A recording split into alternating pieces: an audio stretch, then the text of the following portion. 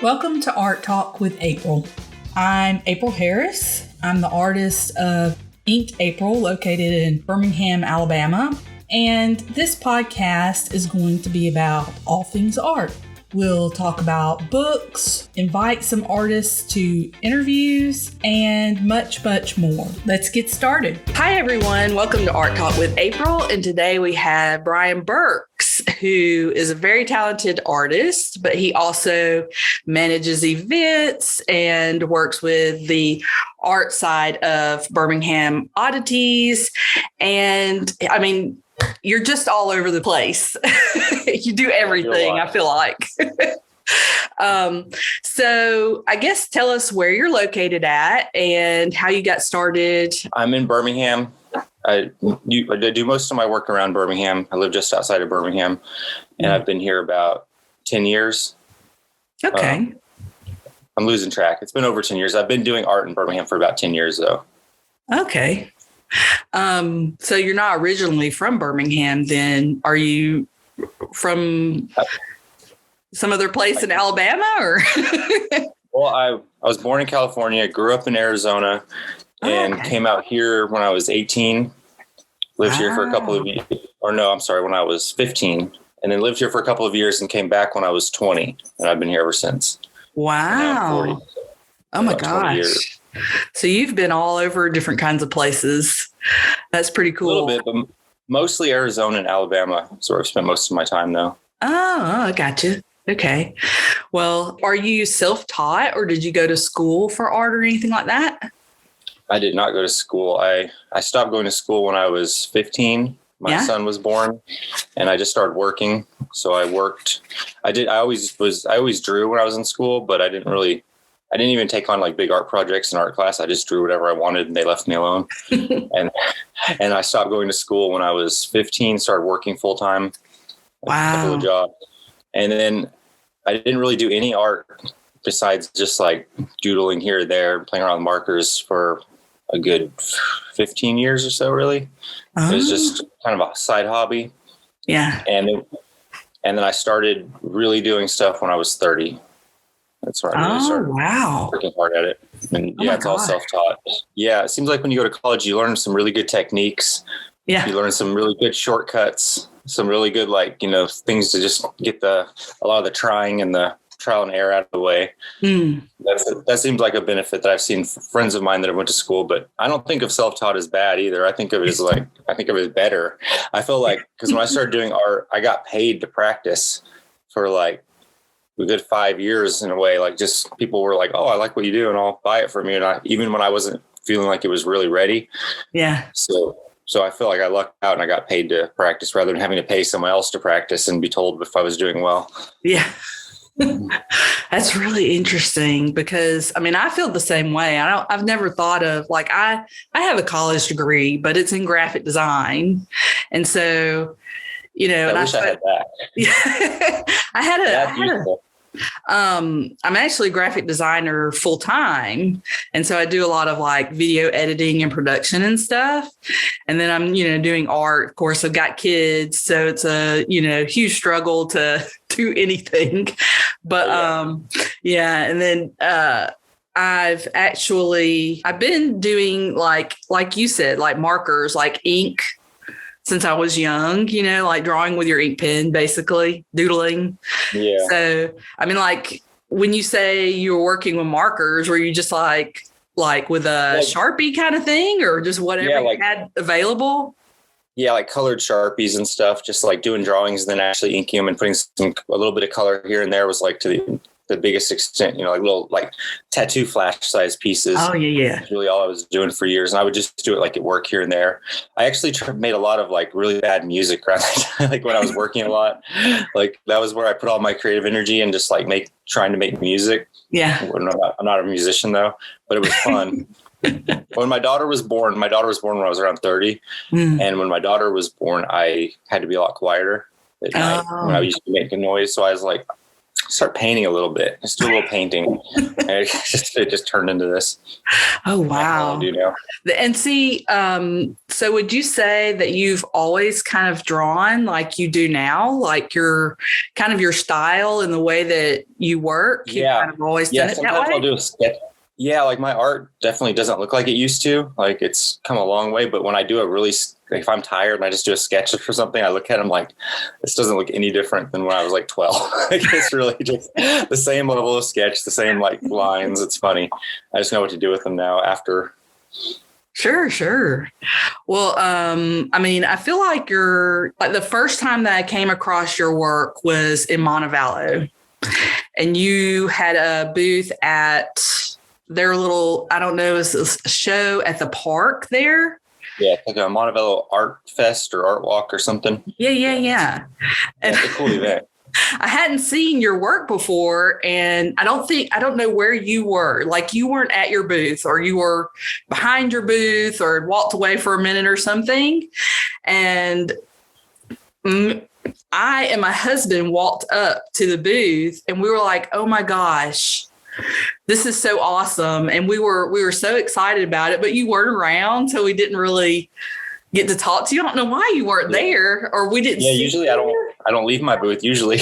Yeah, it was odd because I was like, where's the artist, But your work immediately, we both just looked at each other and we were like, Justin would love this. Like it's just right up his alley. Everyone always knows somebody that will like my stuff, or like it's funny. I get that reaction. Yeah, I'm like, oh God.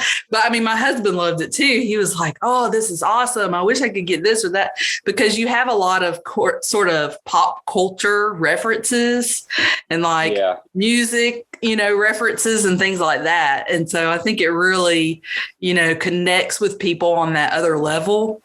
Where you're the nostalgia thing. Yeah, exactly. It's like something that they've already connected with, like in their childhoods or, as young adults or whatever. And they're remembering that. And then they have your artwork, which kind of solidifies that in a way where they're like, yes, this is my favorite thing, or this is so awesome because it connects with that movie or that band or whatever it is. Yeah. So it's pretty cool that you do that. I think it gives people sort of extra meaning to your work. You know what I mean? Yeah. It draws people in too, when people see like, a lot of artwork, if they just see, just everything out of your head that has nothing to do with their life at all or any of their past or nostalgia, they like it. They might look at it for a minute. If it's really good, they'll come look at it, really, but still they won't be drawn in quite as much as if they just see like a little lyric that they recognize, or if they see like something from a TV show they watched a lot. So I try to do, a percentage of that stuff just because it really is something that will bring people in. And then a lot of time those people will see something that doesn't have anything to do with, nostalgia or anything. And then they'll get that. Yeah. So I think it's a good way to bring people to you, is just to, and I try not to do things that I don't have some sort of like stake in. Like I try to do things I enjoy. Every once in a while I'll get a commission for something that wasn't something I was into, and be like, okay, as long as I can get behind it. But I try to have it be, so if you look at my booth and you see a bunch of nostalgic stuff, I try to make it stuff that is all part of my past and led up to what I'm doing. Yeah. Stuff that I took in a lot. I don't take in very much media anymore. I don't really watch movies, and I don't read books anymore. And I don't take in hardly any media that I can't listen to while I'm doing art. Like if I have to focus on it, it's really too much. It's taking too much of my time. So, but all the stuff, when I was a kid, that's all I did. I just sat in front of the TV. I had no life. I didn't do anything but sit in front of the TV. Yeah. So there's a lot of that to draw, lean back on. Yeah. That's really, so what, is there a reason why you're not taking in any media? Once I started making stuff, I just kind of, there'll be like one show where I'll do, like my wife and I will like pick something that we watch a little bit of, but it's nowadays, usually it's stuff I've seen before, like TV shows that we can rewatch or something that I could just put on and I don't have to pay attention to, because I just want to stay busy and stay productive. Yeah. If I'm just sitting there watching something, I feel like I'm antsy. I need to get my tablet out. I need to pick up something to start working on. I need to do some sort of work. Yeah. That's crazy because I do the exact same thing. And my husband gets so frustrated with me, but we still try to watch like new shows that have come out and stuff. And so he's wanting me to pay attention. Yeah. He's like, you're missing all of it. I'm like, no, I'm not. I'm listening to it, It's really good to watch it twice, hear it twice. Yeah. I'm like, the next time we play it, we'll be like, I don't remember this part at all. And he's like, well, you don't watch it. You're drawing the whole time. What are you talking about? It really is good to keep up with new media because I don't. And like a lot of times stuff will be really popular and people want me to do it. I'm like, I probably shouldn't be. I'm not the one because I have no idea what that is. Yeah. Like my daughter watched Stranger Things a lot, but before she watched Stranger Things, somebody had commissioned me to do the monster. I forget what it's called. I can't remember what it's called either, but I know what you're talking about. Demogorgon. Yeah. Somebody commissioned me to do a Demogorgon. I was like, yeah, I'll do that. I had to like run and look it up. What is that? I had to look it up. What is that? It's way better to do stuff that you're familiar with. So it is good to, stay current and keep up with what's going on. Well, I feel like, so you take commissions and everything. Is that something that you do regularly? Yeah, I keep a commissions list. I actually, anytime it gets like under 10 commissions, I'll throw it out there that I'm taking more. And I just tell people it'll take a few months and I just do them as I can, as I feel like it, and try to keep stuff like that going just so that, if for some reason I'm in a weird mood and all the art that I'm making organically isn't selling, I can go do some commissions and even out a little bit. How do you feel about taking commissions? I mean, like, is something that I get you kind of mentioned it, like sometimes people will request things that are kind of outside of what you would actually want to do. How do you feel about that? Like, do you kind of try to steer people away from it and are like, well, this is really what I do. I don't do things like that. Do you say things like that? I do a lot of commissions. So a lot of them are things I wouldn't normally do. And I'm like, a lot of times I'm like, oh, that's a great idea. Like I can sell prints of that later too. Like that's not only going to be a pain for you, like, cause I'll make prints of pretty much everything I do, make stickers. I just like to put my stuff on other stuff, make weird products, one-offs and all kinds of stuff. Yeah. So if somebody has me do something that, has a, popular base and I like it, it's a good idea for me just because then I'm going to widen my, audience up a little bit or, make something that somebody already likes my stuff is like, oh, I didn't, add that to my collection. So it's a good idea a lot of times. And then there's some stuff I find really boring and I'm not into at all. And people ask me to do it. And I'm just like, if aesthetically it's pleasing, I can probably get behind it. Yeah. Like somebody wanted me to do some sort of weird monkey warrior the other day. It was like, it just was not, when I looked this thing up, I hate it. I hate it. I didn't like the way it looked. I didn't like its like presence, its aesthetics, none of it. It just looked ugly to me. And it's like, oh, dude, I just don't want to do that. Like, if you have any other ideas, I'll do it. And he's like, all right, that's cool. Most people are really cool about it. Yeah. But it's rare that I turn stuff down unless it's just out of my, like if people want like, sometimes people look at my stuff and they'll ask me to do like graffiti work on a wall. I'm like, there's no graffiti in any of my work, but it's colorful. So I see why people get confused and I'll just refer them to someone else that does that kind of work. Yeah. Every once in a while I turn something down, but usually people are all right about it. Somebody once wanted me to do some sort of crazy, huge piece of mushrooms fighting each other, riding horse. It was just too much. And it sounded insane. I was just like, I don't want to do that. And the guy was like, well, you should, you need to come, work outside of your box and try to do different. I was like, I do that like every day. I'm fine. I don't need to do your idea to. Like I have enough to do already. Come on. Yeah. And I do a lot of album covers and stuff like that too. And logos. So I have like my commissions are different. I'll do some paintings, some pet portraits, some weird ideas. I do a special sometimes where I'll just do like $25 commissions. And you pay me $25 and I just take your idea and do something little, like a little 5x7. So like people get original art that way.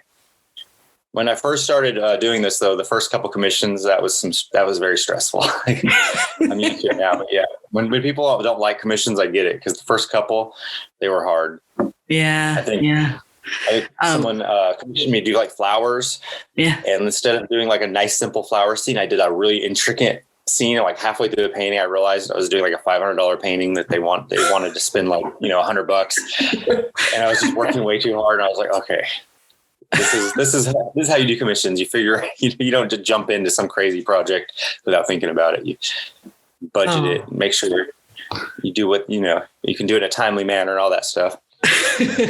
Well, commissions for me as an artist are like, I can't do it. I'm really bad at taking on projects that I shouldn't be taking on. Like, I know that it's super boring and not like what I want to do. So then I end up procrastinating terribly. And then it takes way longer than it should have taken. And I put way too much detail into it. And then it just feels like, well, I didn't really, make anything out of that, and it's not something that I would want to reproduce and sell and say, this is mine, because it doesn't look like anything else that I'm doing. Yeah, I've had those experiences. Yeah. There's definitely commissions I've done where I wrapped it up. I'm like, oh, I'm so glad I'm done. And I don't ever want to see this thing again. I don't want to look at it anymore. Sometimes people, I do like portraits sometimes. Sometimes I'll get to make people into zombies or make them weird. But sometimes people just want a straight portrait from me. I don't know why, but I'll do it, but I've gotten to where I like doing those a lot less because people are just so particular about little things. Mm. I had someone want like a portrait and they send me a picture with like, two people with big smiley mouths. And when I'm finished, they like, I don't really like the mouths open. It's like, well, I can't like change the picture based on like one image, Not that good. But so I prefer doing pet portraits. Pet portraits are really, if you can do pets, people are not that particular. If you get in the ballpark and you get the feel and the eyes are right, they're so happy. Yeah. And they're not nearly as like, you do their children, they pick it apart a little more. Yeah, absolutely. You do their dog, they're so happy just to see their dog. And it could be like any Jack Russell on the internet, I mean, I try to make sure that it has like the characteristics, but it really isn't. It's not nearly as like people aren't as precious about it. It's a lot easier, more fun. Try to get the spots on the fur the same, Yeah, a little twinkle in the eye, just right. Yeah. Yeah, I can agree with that. I've actually done that myself. And I would say that about pet portraits too, that it's a whole lot easier than doing people. And people are, I don't know what it is about doing portraits of people. It's got to be one of the hardest things to do, and to really capture somebody in a way that the client or the person purchasing the art is super happy with it. That's probably the hardest thing. If you've never met them and you have like 3 pictures to go on, it can be tough. And they're like 1 inch by 2 inches or something. It's all pixelated. I did a commission for a friend of mine for a Valentine's Day. He's like punk rock dude, the mohawk and stuff. And he gave me, I forget what they're called, but they're like the little, eggs. You open it and there's another one inside, and you open it and there's another one inside. Yeah. And they usually have like little girls painted on them. Yeah. He wanted like him and his girlfriend and their dog. And like, so I'm doing like this little, like, I make him like little skull faces and give him punk, it's fun because all I had to do was, just give him the right hair and the right clothes. Oh, that's a great idea. Oh man. They let me give him a skull face or a zombie face. It's way fun. Yeah, that's genius. That would make it way more fun. And then you don't have to worry about like capturing that person exactly. Yeah. I did a wedding portrait for a couple that they were like, yeah, just turn us into zombies and put a big heart behind. I was like, oh, they had their dogs, all of it was zombies. I was like, cool, just do like the basic people. Yeah. And just turn them green and add blood. And that is awesome. How did you get involved with Birmingham Oddities? Adam Williams is the owner. He owns Next Step Prosthetics in Alabaster. So he's like a prosthetics doctor, and he's an oddities collector. And his collection, basically, he used to live there, like on the side of that, where we now have the art side of the. We have half of the shop now is all local art, about 60 local artists. And he used to live there. And basically the shop started because he had such a great oddities collection. It just kind of like got to be too much. And he just opened up a place, started selling off the extras. He came to she came to the very first punk rock flea market and introduced himself to me and asked me to do some stuff. And, I blew him off because I figured everybody asks me to do stuff and never contacts me again. Like at shows, people just talk to me all day. I want you to do this. I want you to do that. So I didn't think twice about it. But he actually came through and got hold of me and had me do a job for a show we did together, doing some big circus stand cutout things you put your face in and take your picture. He had me do those. And so we became friends from there and started planning events together. And then when COVID happened, all our art shows, we were doing I was organizing and setting up and attending, 4 to 10 art shows a month. We were doing a lot of stuff. And when it all stopped, he had just got himself a house and he let us take the other side of the shop and move in, all of our art stuff that we weren't selling on the streets anymore. It showed like pop-up shows. Yeah. And so we moved in at first, about 10 local artists that we do shows with. And then we put in some shelves and started renting out shelves. And now we've got over 60 artists in the shop with different, to different degrees. Some of it's consignment. Some of them have full shelves. And so, it's worked out really well. Yeah. But we've done a ton of stuff together. Me and Adam and my wife, Hannah, we do the erotic art party. Yeah. Yeah. It's like a performing arts and visual arts show for adults. Yeah. And we just did a gothic prom. So me and Adam are always coming up with, he's a good idea guy. He just spits out ideas and I try to filter through the good ones. And he's a smart guy though. Yeah, that's awesome. Holy cow. You made a connection through getting out and having these punk rock markets, right? And then you met someone there who led you to, hey, you can come use this part of my shop for, doing art. Are you kind of running that part of the shop? Yeah, I'm doing all of the dealing with all the artists. Basically, he handles the oddities. He buys and sells the oddities and deals with that. And then we have a separate side where I keep track of organize and keep track of all these people. Oh my gosh. 60 artists. Yeah, it's a lot. Yeah, I bet it is. Oh my gosh. I don't like doing paperwork, but I've become the one that's just, I'm in the place where I'm going to be the one that does it. So it's fine, but it works out. That's like running your own little gallery, right? Yeah, basically. I'm not like keeping everyone's inventory, but I keep up with their sales and their rent and do all the payouts and stuff. Oh, wow. Find new artists when people leave and all that stuff. It's fun. It's enjoyable. I get to I get first crack at all the art. So people bring me stuff and I go there and pick out all the stuff I want. Yeah, that's awesome. I can't imagine though. I think I would be really overwhelmed by all that. I guess the business side. I mean, I have my days. Once a month when I have to sit down and look at everything and, get it all done. I'm a little, I have a day or two of overwhelmness usually. Yeah. But hopefully we'll get it all on a computer soon and have it, make it more advanced. Yeah. It's just so much work with so many people. Yeah, absolutely. 60 artists. Are all of them local? Just about pretty much all Alabama or I've got a friend of mine from New Jersey who mails me some stuff. We've got a few people from other places, but pretty much all Alabama or just outside. Oh, wow. That's crazy. I mean, that's wonderful. I think I have a few people that live an hour away. One of the reasons why I really want to talk to you is not only because of your art, which is fantastic. I mean, it's just awesome. I feel like you have such a strong voice, and a strong style that people, if they see your work, they know that it's yours. And your, it always surprises me too.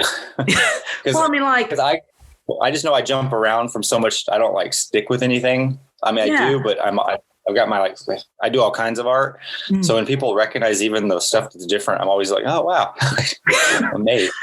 Oh, I don't. Well, I mean, I don't know how you could be amazed. I mean, you're you've just got such a strong style. And plus, I feel even, art by Burks or Burks and your signature and the way that you're doing all of that. That makes it easy. Yes. Well, I mean, even if you don't see that part of it, I think you would know. But I think even your signature and, the Art by Burks sort of title is kind of like branding your style, I guess, in a way. Yeah.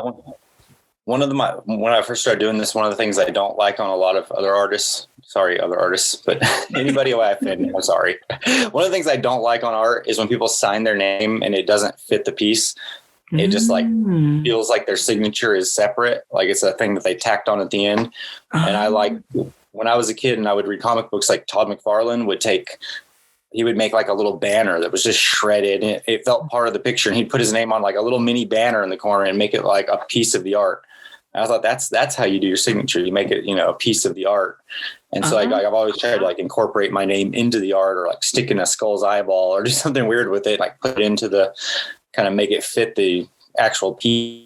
Yeah. Like I've seen how you also, like, if it's something that is sort of like a subject in the middle and it's got sort of a solid background, I've seen you do like a box around and then put your signature in that to try to, Yeah.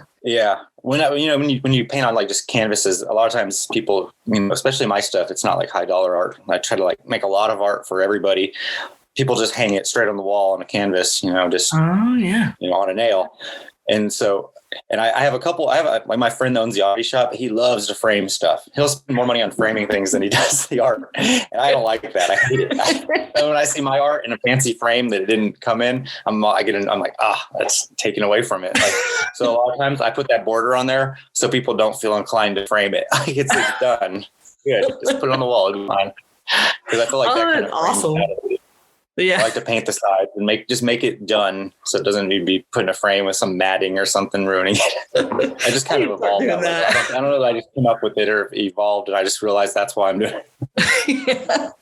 Like I've had people complain that I put my signature too far out on the edge, because then they're like, well, then I can't, like put it in a frame and mat it. And that's, do you have people do that? They're like, why did you sign it down there? Because no, I don't think I have. I don't think so. Well, you're lucky. Yeah, that's one I haven't done. I have seen other artists where people ask them to like move their signature. I saw someone do that once. I was like, tell them to go away. Tell them you're not changing it. Oh my gosh. I was like on a Facebook post one time. Someone's like, I would buy that, but I don't like where your signature is. What? Oh my gosh. Yeah. Oh, that's crazy. And I guess, if you're doing like acrylic painting or something like that, you could like paint over it and move it. Totally could. But who would do that? Who would ask somebody to do that? Wow. Oh my gosh. You're making me really think about signatures now. Like I'm going to start paying attention to where people put their signatures. I think when I first started, someone else had made like a post in an art group about that, like how they didn't like, signature. I never really thought about, or maybe I had thought about it, but so I started thinking more about mine, even more so. I was like, because mine's so big and obnoxious. I was like, I got to be real careful where I put it, not to make it like annoying. I don't want to take away from it. I think it's, and you're right. Like when I really think about it, you are like putting it into your artwork. So, I mean, it's such a part of, I feel like it's such a part of your style. I mean, it's just included in it. I feel like such a narcissist when I send someone a progress piece, but I've already put my signature where I'm going to put it. Like, yes, my name's already on this. You don't even like it yet. My name is there. It's because I want to know right away. Sometimes I have an idea where it's going to go. Yeah. Well, I mean, if it's like, like if you're doing a skull and it's in the eye, then, and you're wanting them to know that this is where I'm planning on putting it. That makes sense. Yes. Sometimes, the piece is a vehicle for my name. Like, I'm doing like I'll just drawing up a quick sticker or something. I'll, make a big old skull eyeball with my name in it. It's just, this is more of like a ad for me than it is. Which when you think about it, isn't a lot of times that's what art is, Yeah. It's just a vehicle for moving products for people's stuff that they made. Yeah. So, I mean, it's just all like if someone sees your work in someone else's house, it is an ad. I mean, it's like, oh, who did this, So that's awesome. Anytime I do a lot of frame prints too, and sometimes my signature is cut off when I frame stuff, so I cut off my own signature sometimes just because it works. And I always think, someone's going to see this, not know who did it. No way. I don't think it's possible. Well, how did you? So I noticed that you were doing. Actually, I think Justin invited me to join a virtual punk rock flea market. Yeah. And so the flea market's I try to differentiate just because there's another event here called the Punk Rock Flea Market. Oh, really? Yeah, I always attend it. I always set up and sell art there, but that's set up by someone named Raquel. She does a great job. It's a good event. We do the punk rock art shows, which are more regular, and that's a once a year bigger event. Oh, okay. And see, I just think you're doing all of it. Yeah, that's what most people do because I am so loud and vocal, but I try to tell everyone that the flea market isn't my thing, but I support it and I'm always there, and it's a good event. Okay. So where do you have the art shows at? We've had them all over town. I've literally had them. The first one was at a tattoo shop. I didn't know any bands yet, so I had my friend's reggae band play acoustic. So we had a punk rock art show with a reggae band. Yeah, it was fine. They're punkers. But that was the first one was there, and then we did one at Syndicate Lounge before it closed. We did one at the Nick. We did one at Buck Mulligan's, and then they became Brennan's. We did lots of them at Brennan's, and Brennan's closed because of COVID. Yeah. Which was very sad. Brennan's was a great place. Yeah. We did a bunch of them at Black Market. Black Market's a cool place. And then we've started doing them now. Our smaller ones we're doing at True Story Brewing Company in Crestwood. It's where Seasick Records used to be. Yeah. They're it's like a mom and pop place. Real cool, real fun to work with. You can have 100 people and it's packed. It feels really it's a fun place to do a show. And then the bigger shows we're going to do at Ghost Train. Aaron Green, that used to own Syndicate Lounge, which is a really cool punk club here. He is now working at Ghost Train, and Ghost Train just built a new location. So now they have 2 big locations. So anytime we want to do big shows, I hit up Aaron and book something with them. Oh, that's awesome. And then do you plan it all? You're the one that plans all of this out and gets people involved. How are you doing that? Pretty much. Yeah. I, whenever I want to do a show, I just book a date, find the bands that I'm going to have to play. I have tons of bands hit me up now. Used to, I'd have to figure out, go find them, and go ask them, please play my show. Now that I have a list of people who want to play, so it's kind of cool. I don't really have to work too hard to get bands. Yeah. So I'll just come up. A lot of times there'll be theme shows. We'll come up with a theme, or just be a punk rock art show. But we'll get everything together, organize it. Artists. I've got again list of people who want to do stuff. So it's not too hard to put stuff together now, and then just promote the heck out of it. Make a bunch of flyers, promote it on Facebook, go to other shows, hand out flyers, try to put stuff in people's hands, and keep one rolling into the next pretty much. My wife helps me a lot with a lot of the organization. Yeah. My wife was working at Black Market for the last year and a half or so. And she just recently started staying home. So she's helping me more and trying to get things more organized and running smoother. I don't know how you do all of that. You do all of that and then you're making art too. It's crazy. Yeah, it can be hard. I mean, it really can. I have overwhelming days sometimes, but and I'll have to a lot of times these days I find that I do better if I just pull a couple of long days per week, just work throughout the night doing art. Just when I get in a mood, just go with it. Make as much as I can. I did 10 paintings the other night wow. And then just went to sleep for a whole day. I found that it works a lot better that way between kids and planning events and working at the Oddity shop. I don't get nearly I used to work every single night. I'd sit down for about 4 hours every night and paint. But now I may have 3 or 4 nights where I don't get to. So a couple of nights I'll just work. So that's how I like it though. I like to get in that zone. Yeah. And so I think that's one of those things that a lot of artists kind of struggle with is finding the time. And that's one of the biggest excuses, to well, I don't really have time to do that. And then finding the time and being dedicated enough to take a whole night to just do 10 paintings is crazy to me. I mean, like, you have to major self-discipline, or you just like get in the zone and go with it? I don't have a lot of I mean, I guess I do have self-discipline, but I always want more. So I don't feel like I have very much, but I just get in the zone, and especially if I know what I'm going to do and I have some ideas. I started using acrylic markers the last like maybe 8 months, and that definitely speeds things up. I love acrylic markers because it's like acrylic paint, but contained, and you can really, it saves a lot of time with drying, and I imagine that would be so much better as far as like a lot of your like the outlining and the lines around things. That would make one of my biggest.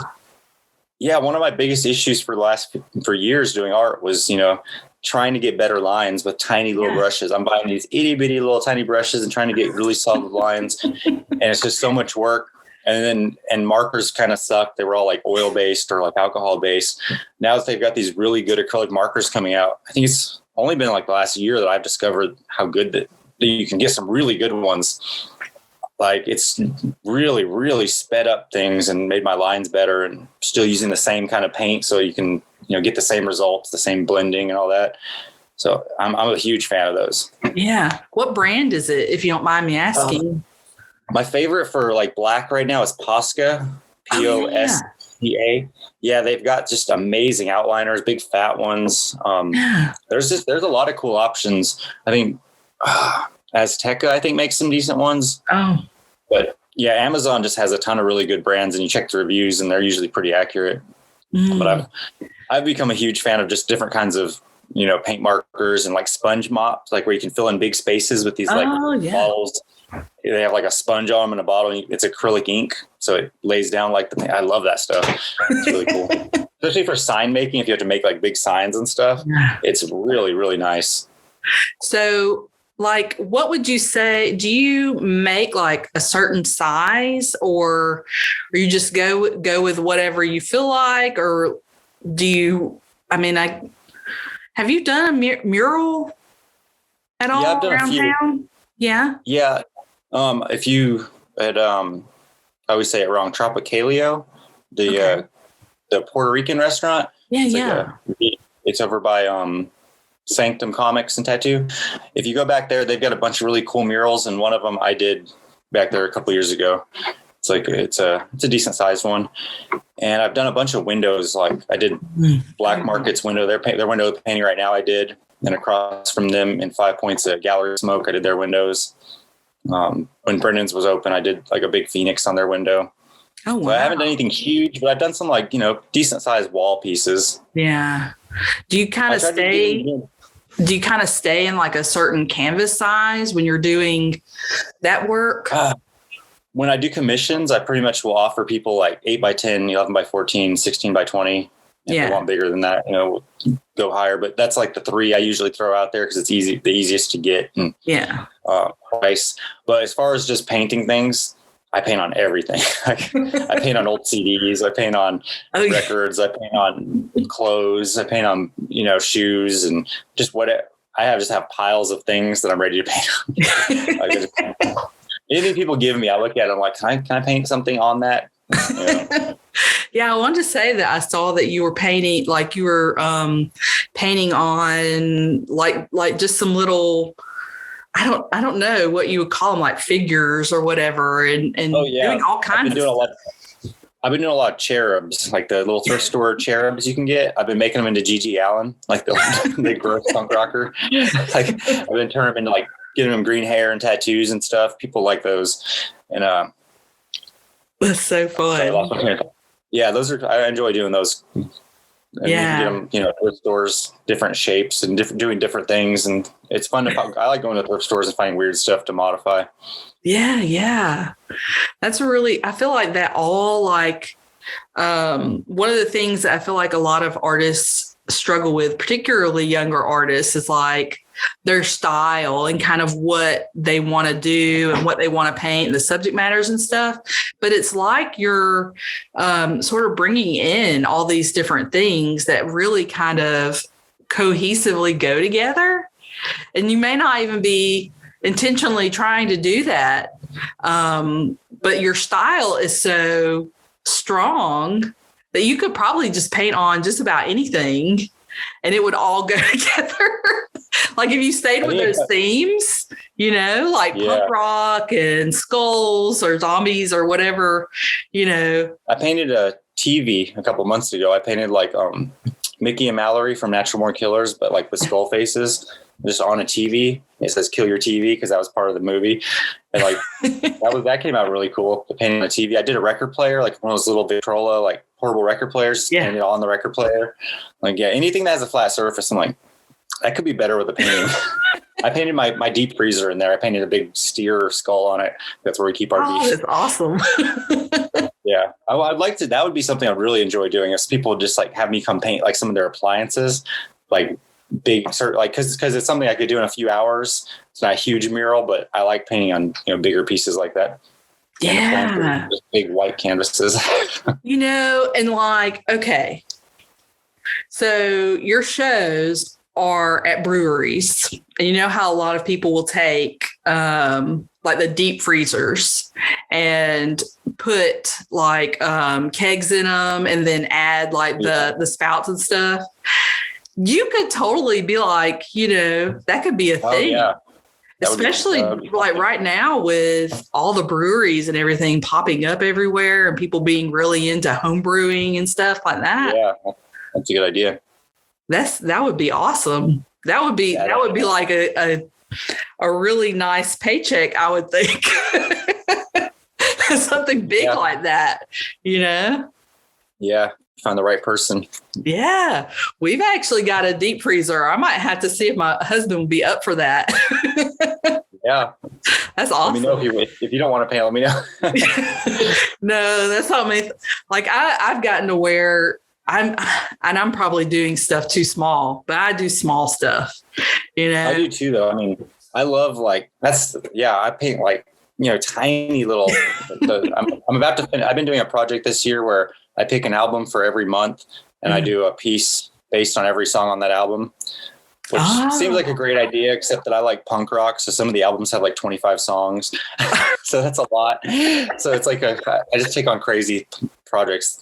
And I did Rancid's Let's Go, which has close to 25 songs. And the very last one, so I'll be done tonight, hopefully, but the last one is on a piece of, it's just that big. I'm just like, that's it. It's the last one. It's like a $50 size. As soon as I finish it, it'll be done.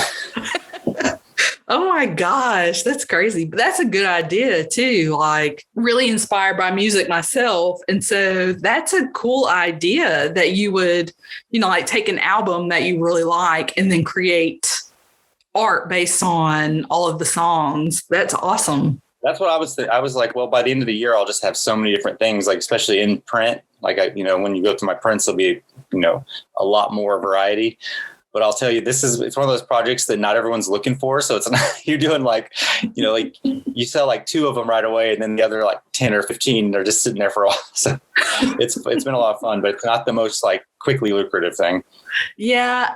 Now that you say that, like what I equate that to is like when you go on like Spotify or Amazon Music or something like that, and you can see like the most popular songs on the album, and those are going to be the paintings that people are like, oh yeah. But then the one, like the song that nobody really cares for, then they're like, nobody really gets it. Yeah, definitely have some of those paintings. Well, that's one of those things where you would have to really be creative and make it an awesome painting, regardless of what people attached it to. Yeah, this one I did with Rancid, it was more like just getting the whole series done and having them kind of go together. So each piece isn't necessarily the strongest piece, which I'm going to do a Doolittle by the Pixies next month, or it's supposed to be this month. I'm behind. I'm going to get that one. I feel like the pieces will be more individualized, which I think will be fun. I kind of try to do a theme with the Rancid one because it's like a street punk thing. I just kind of try to make it all go together. Yeah. And the first one I did in January was Kicks Prolonging the Magic album, which was interesting because it's a weird album with like weird lyrics. So it was a fun one to do. Yeah, I can imagine that would, and it would probably stretch your creativity too. Like really, you have to really think Yeah, because about. some of them don't have very descriptive lyrics where you can like latch on to like things you've done before. Yeah. And some songs, the lyrics are very vague or kind of out, and you're just having to like, okay, how do I apply this to what I'm doing? Yeah. Like, what can I, that's interesting though, because it's kind of like you're setting yourself up to create series. And so you're saying like the one where you did Rancid, it's like all of it's consistent and it's like a series. Whereas the one that you're planning on doing, you're wanting to kind of mix it up and for it to not look like a series. Is that what you're saying? Well, it may still look like a series, but just maybe not be so connected. Like I tried to, in the Rancid one, I made little Tim Armstrong's, the dude from Rancid. I made like a little skull guy with a beanie on that represented him. I put him in every single piece. So they are all kind of floating. They all have that connecting piece. Whereas I'm not going to do anything like that with the next one. I kind of want them to, maybe they'll have the same feel, but I want them to stand alone a little better. Yeah. Yeah. I don't remember which other albums I picked for this year, but it should be interesting. I make lists of things. I'm like, here's what I'm doing. And then I walk away and forget about it and have to go back and look. But it should be interesting. You're doing like an album a month? Is that kind of what you're thinking? The goal. Yeah, that's the goal. I'm behind right now because Rancid was a lot. Oh, it's such a cool idea because, and you think about too, like, do you ever do any of the drawing challenges or painting challenges on like Instagram and stuff like that? Like Inktober? I did the first one this year. Yeah. And again, not the most lucrative thing because it's like they're so out there all over the place. A few of them did well. And then it's just like the album thing. A few of them were like B-sides. But it was fun. That was another one I sat down and did I think I did 10 one night, 10 another night. I just did them in like chunks. Yeah. Yeah. It's kind of like that. The album thing is kind of like doing a drawing challenge. Yeah, pretty much. Yeah. I figured if I did this, it would just, it would challenge me a little bit. And I'm really bad at doing series and actually, I'll start it and then stop, get bored. So I figure if I just say, all right, here's what I'm going to do, I'll do it. Yeah. That's really cool. So you're not trying to do like one a day necessarily. No, my life isn't. You can't really do. You're doing those 10 paintings in a night things. I'll sit down. I'll find 10 things I want to paint on or 5 things or whatever, and I'll sit down and do all the sketches. Pull out the lyrics. Come up with something. Just start sketching. Have all those sketches in front of me, and then grab a black acrylic and just start lining everything in a little bit. And then sometimes I'll do it that way. Sometimes I'll do them one at a time, but it just depends on how it happens. Do you have a favorite artist or, I guess someone who inspires you as far as the kind of stuff you like? When I was younger, I was really into comic book art, and so I was a really big fan of Jim Lee and Mark Silvestri. Some of the weirder ones like Mike Mignola, they just did they did comic book stuff, but they did a little bit of a darker kind of more, I don't know, almost abstract type stuff, within the comic books. I liked a lot of that stuff, like Jay Lee, and Frank Frazetta and fantasy artists like that. I liked a lot when I was a kid. Yeah. As I've gotten older, though, all of the artists that I really like are people I know. I don't really care about famous artists and a lot of artists look like I'm crazy, but I just don't really care about what happened 500 years ago anymore. I'd rather see what my friend did the other day. It's just more interesting to me to see what happened recently with people that I'm connected with. So I don't really have any, there aren't that many famous artists that I see that I'm really that into. It's just, the things people the names that you hear over and over, they're just not that interesting to me. But people like Justin Stokes, he does great work. He's cool. I have a friend named Natalie Ryan Cole in Arizona. Her stuff's always really cool. I just have I know people from doing social media, art on social media for 12 years now or so, 10 years. Yeah. So I think my favorites are people I know rather than people that are known and heard of. Yeah, yeah.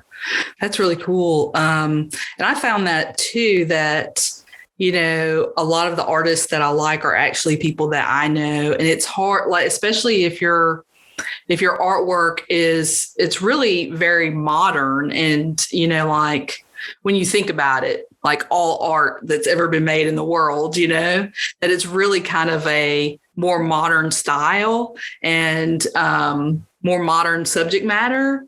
So it would make sense, that you would be inspired by, people here and now instead of like, Van Gogh or Monet or something like that. Yeah. I mean, all that stuff is great and it all leads to where you're at, but yeah, I can only go back so far before I just like, even with music, I go back to about the 50s and that's as far as I really care to go back. I don't really need to see the roots of it that much to be happy with what's in front of me. Yeah. Yeah. Go back a few generations of it. I'm happy. But yeah, I always feel kind of dumb when people ask me about artists because I'm like, whatever. I don't pay attention to like the big art world. It's just not that interesting. I'd rather pay attention to my neighborhood and, the 60 people that I know locally that do art. Yeah. That's really cool. Do you like recommend any kind of art books or anything that would help like artists, I don't know, think about their art or think about even like business, like how to, get out there and sell your work or anything like that? I've never really read too many like books on making art. Yeah. But I would say the books that influenced me most with my art are books on like DIY and like early punk rock. Because when I first started doing things, I knew nobody had heard of me and I knew that no galleries were going to like want my stuff. And, I wasn't going to be invited into galleries. Nobody had heard of me. And I've had to figure out like, how can I make people know who I am enough to where like they think about me when they think about art or whatever. Yeah. And so like, I thought about before there were any like touring circuits in the United States, bands like Black Flag would go through and they would make up their own paths throughout the country, but they would put their name everywhere. They put their sticker on every street corner and they put their flyers up with paste so they wouldn't come off for a year. And they would just like, everyone knew Black Flag's name by the mid 80s, even if you'd never heard the band or seen them or anything, you know those bars, and they made themselves famous just by, overexposure. And there's a movie called Exit to the Gift Shop that Banksy made about a guy who tried to make a movie about Banksy and ended up becoming one of the world's most famous artists. And he sucks. He's not really an artist. He just has good ideas that he has other people do and he pays them to do it. Yeah. And he became famous because he did the repetition thing too. And it just dawned on me that like repetition is like, that's probably the way you have people know your name. So instead of making business cards, I made stickers and I just went all over town and put stickers everywhere with my name on them. Just vandalized all over. Yeah. Like, gas pumps, parking lots, meters, and I just give them out. Here, stick these everywhere. Yeah. And I think that was so reading about how like early punk bands paved the way gave me the idea that I could probably like underground kind of make myself known. I don't know of any like actual art books, but I think just that whole like aesthetic of reading about because I read every book about punk rock that I could when I was in my 20s, just about how it all started and how it all happened and stuff. I think that definitely influenced me. And to know that like, because reading these people weren't very talented. A lot of times they just had like this wanted to make art. Yeah. So they figured out how to make art without being very talented. And I think that's kind of also how I am. I'm not extremely talented, but I wouldn't say that at all. Oh my gosh. Well, it's it sounds weird when I say that, but I'm more skilled than talented because I know what my basic talent is, and it's not that. My mom was a great drawer. Like she could really draw well and had a lot of talent, and I know the difference. Like when she would draw and when I draw, there's a lot more. It's harder. It's a lot harder. It takes a lot more effort. It doesn't just come out of me. So I think that I have more skill than I do talent, and which is cool. I like that. It makes me appreciate it more. I think trying really hard and hammering away with it and not really being the best musician or the best artist, but still like deciding I'm going to make art that people are going to be interested in. And I tried doing that with music. My music was, not the best, but it was the thing. I was obviously trying to put some creative, just trying to put something together. And I figured if I just kept trying that long enough, I'd get somewhere. Yeah. And that's interesting that you said about, so were you reading like, sort of biographies of these punk rock bands kind of thing? Yeah, various band biographies, and like, I'm really bad with titles, but just there's been a whole bunch of books written on just, the start of it, in the 70s, or the hardcore part of the 80s, or even the 90s when I was a kid. Mm-hmm. I just read so many books about that, and just musicians' autobiographies in general I was really into as a kid. So hearing how musicians would come up, that's kind of how I base everything I do, because it seems like the art world seems kind of out of reach with galleries and stuff.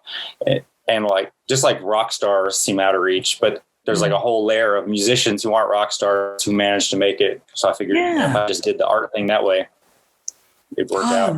That's really cool. And I think that that's great advice too, because, we might not think about that normally, but, you don't have to stay inside the lines and like just think, okay, well, I need to read art books about how to do this. But thinking about, anybody who is doing anything creative and how they're getting their name known and recognized and that kind of thing. So like if you have, like you're reading these books about bands and how they started out and how they got going and, whatever they were doing as far as their careers and, getting shows and that kind of thing. And applying that to your art, that is so cool. I think that's a really interesting way to look at it. And then the repetition thing that you were saying about, you did stickers instead of business cards. I mean, all of that just makes so much sense. Like with your branding and your art, of course you did stickers. Why would you hand out business cards? I did like 2 runs of cards, and eventually was like, this is dumb. Like, these are just going to get in the bottom of their like floorboard or whatever. Like, but a sticker, people will like, take a sticker, you'll put it on something. Yeah, absolutely. That is just genius. Yeah, that was my method pretty much, because I haven't really done very many interviews or podcasts. I've done a few here and there, but I haven't done a whole lot of like, media or anything. Yeah. But still, like, if I go somewhere in Birmingham, a lot of times people are like, oh, like they know who I am. Like, I'm well known, which is weird, really weird to me, because I spent most of my life just antisocial and just working a job and going home. But like, being well known is the vehicle for selling art, basically, and being able to live off of art. So that was like, I had to make myself well known, not because I want to be well known, it's a weird thing to be well known and not really care about being well known, but like, I'm happy I'm well known because that just gives me the opportunity to sell art to people. Yeah. But when I walk into a place and people are like acting like I'm like semi-famous, it's so weird, because I haven't really done anything to be that, except make sure that everyone knows my name. I just put my name on everything. And then, so like your stickers was it like Art by Burks or Burks? First I would just do the Art by Burks logo. Yeah. Just like the straight up logo, and just stick them on everything. I did black on white and then white on black. And then I did some with more information. I try to change it up. I did some with like the QR code where you just like scan the sticker and it'll take you to my Facebook page. Yeah. I just tried to do a bunch of different ones. Did some with art on them, some with just information. That is so cool. Now everybody's going to be making their own stickers. I've always told everyone to do it too. I'm like, just don't make cards, make stickers. It makes way more sense. I try to be stingy with whatever works for me. And most people don't listen to your advice anyway, so it doesn't matter. Yeah, that's true. Like, we're talking about it, but who's going to actually go out and do it? Yeah, very few. I mean, some people. I'm like that though. I'm a sponge for like good information. Mm-hmm. Like, I don't really want to go like study. Like, I don't want to go read the books on art, but if I'll listen to somebody talk and like try to grab like the best stuff and like put that in my pocket and for later. Yeah. I've got a couple of really good friends. I got one really good friend who everything he does, he's like the master of. He spends weeks studying before he attempts anything. He's the exact opposite of me. I jump in, but I love him because I'll let him figure something out, and then I'll just tell him to give me like the highlights. And give me the main things I need to remember, because you know everything now. Oh, that's awesome. That's like you're like delegating, like somebody helping you out with your thinking about something. And, my wife is great. My wife is like a side computer for me. Like I don't remember. I'm just, hey, remember this. Somebody else tell me something. Hey, remember this. Which is great. Oh, that's awesome. So, where can people find your work? It's pretty much all over the place, right? Well, yeah, Birmingham Oddities, I keep a big selection of stuff. My art's there, plus things that I buy and sell. I also do like distribution for other bands, like, or for bands and people that make music. So I've got a lot of stuff in there. And Cloud9, they just moved from 5 Points over to Crestwood. Yeah, Crestwood area over there where Evil Ink used to be. And I have a whole wall of stuff over there. Nice. And Baker's Famous Pizza, and I think it's Vestavia. I've got a wall of art over there. Yeah. And yeah, that's pretty much it in person, I think. But yeah, wow. Easy to find online. Holy cow. So you're like keeping up with all this art in different areas of town too? Well, yeah, I got a couple walls. I did some stuff at when the pandemic happened, I should give them some props. The Vape Loft in East Lake. I'm bad with areas. The Vape Loft, though, they were super cool. I was supposed to do like a month over there of putting my stuff in. They ended up letting me stay for like a whole year because, COVID happened and they couldn't really have any receptions for new people. And it was like a second paycheck over there. Like they just sold my prints off the counter and stuff. And it was really awesome of them. Wow. But, yeah. The local businesses helping out, letting me put stuff in it's a big thing. Yeah.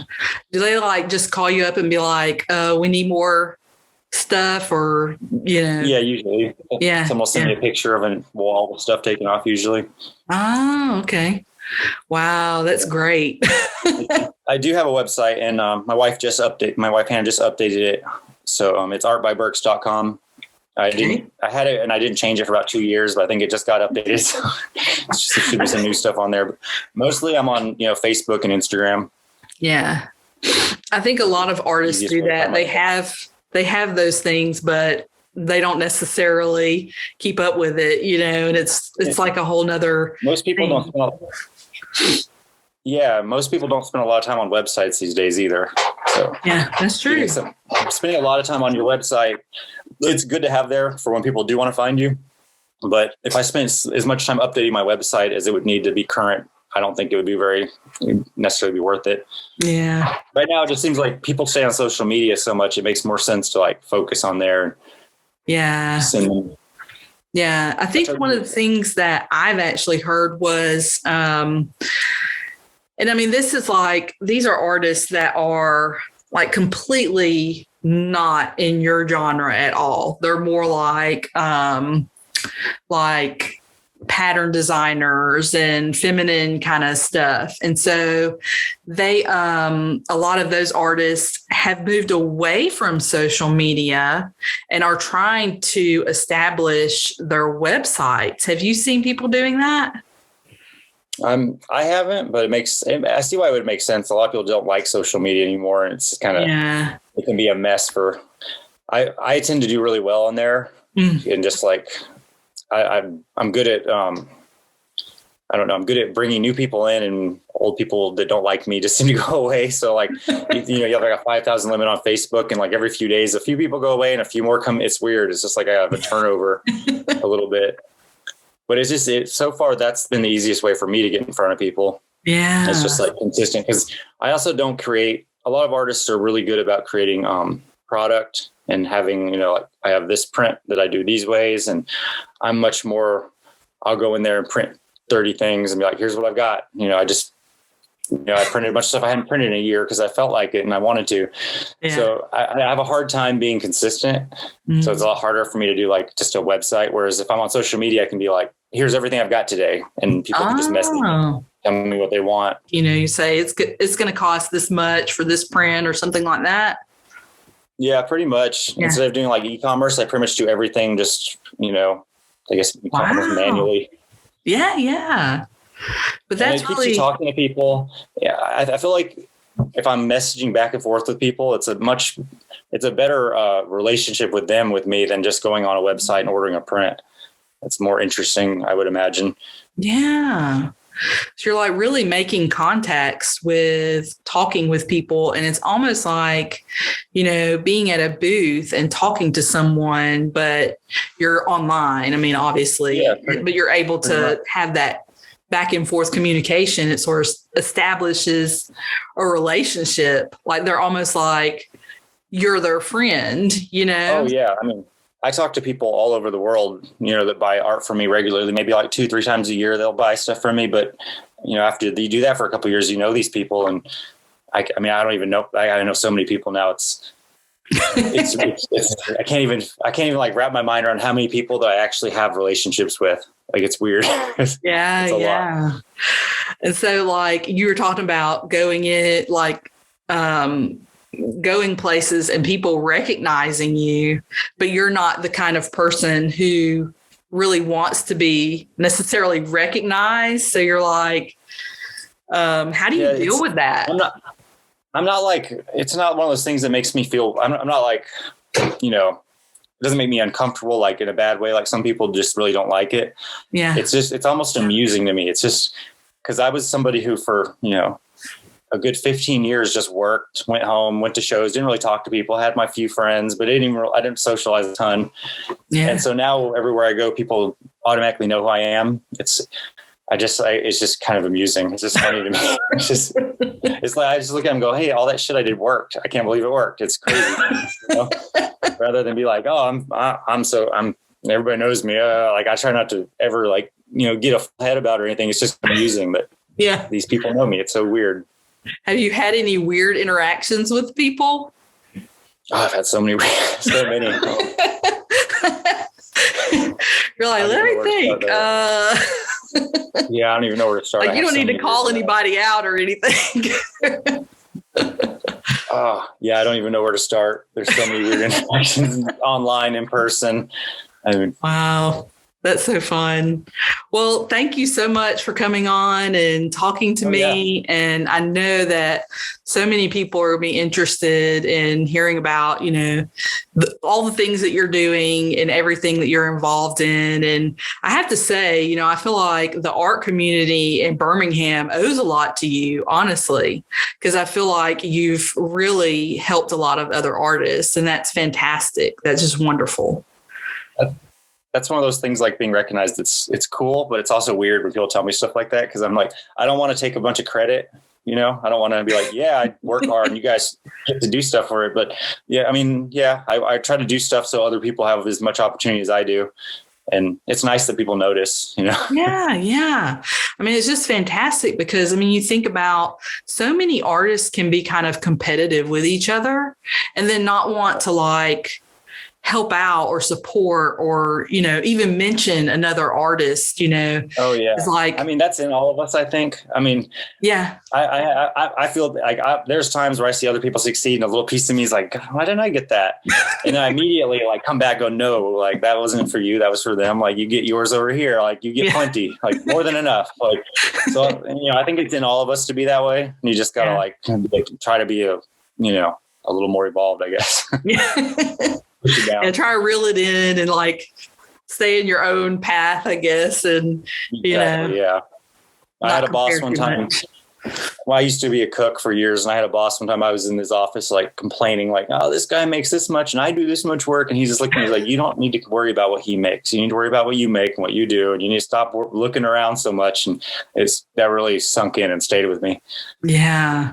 Yeah, I think a lot of artists, especially with social media, kind of get stuck in that comparison mode and, like looking at how many followers someone has or how many likes or whatever, that stuff. Oh, yeah. And then, so that's really great. I feel like that by your, helping other artists and bringing people into these, art shows and stuff like that. That's just really awesome for other artists who, they may not, like you had said, had an entrance into like a gallery or something like that, but they love making art and they need a place to sell it. They need a place to be.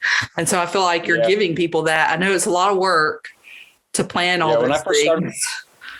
Yeah, it's definitely worth it though. Cause I mean, it all comes back to me as, it all helps me with what I'm trying to do. So it's worth it to me for me to help everyone because even in a selfish way, it all comes back around. Yeah. Yeah. But when I first started doing these things, like when I first started doing shows in Birmingham, you would go to like a pop-up art show and people would be frightened of what I'm doing. They would just be like avoiding me. Like the people who were coming out were not into it.